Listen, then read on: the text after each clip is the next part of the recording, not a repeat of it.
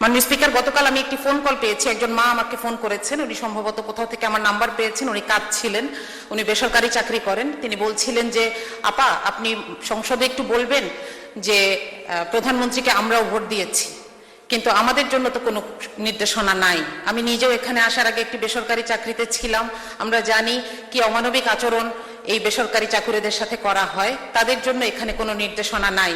আমি আশা করব যে সরকারি পে স্কেলের পাশাপাশি বেসরকারি পে স্কেলের ব্যাপারেও কিছু নির্দেশনা আসুক।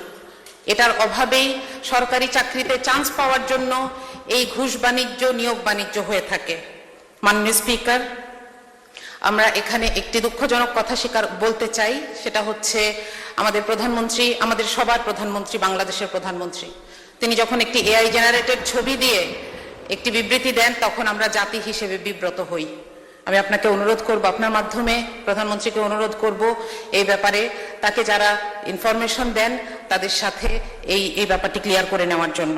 মাননীয় স্পিকার, আমি একটু শিক্ষা বাজেট নিয়ে বলতে চাই। আমি একজন শিক্ষক, সেই জায়গা থেকে আমি একটু শিক্ষা বাজেটের ব্যাপারে কথা বলতে চাই। প্রথমত, এখানে 5%-এর একটি কথা বলা হয়েছে যে এটি ধীরে ধীরে অর্জন করার চেষ্টা করা হবে, কিন্তু এটার কোনো টাইম বাউন্ড রোডম্যাপ নাই। দ্বিতীয়ত, আমাদের সমস্যা কিন্তু বরাদ্দে নয়, আমাদের সমস্যা হচ্ছে সক্ষমতায়।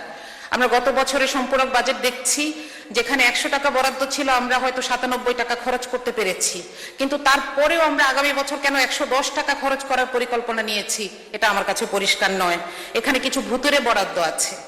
শিক্ষা মন্ত্রণালয়ের 3টি অংশ মিলে যে বাজেট, সেখানে 14,000 কোটি টাকা বাড়তি চাওয়া হয়েছে। আমরা জানি না এই গ্যাপটা কি দিয়ে পূরণ হবে, অর্থাৎ এই টাকাটি কোথায় খরচ হবে। কার পাশা গেছে কার টেবিলে, খেলা যে চলছে কোন লেভেলে।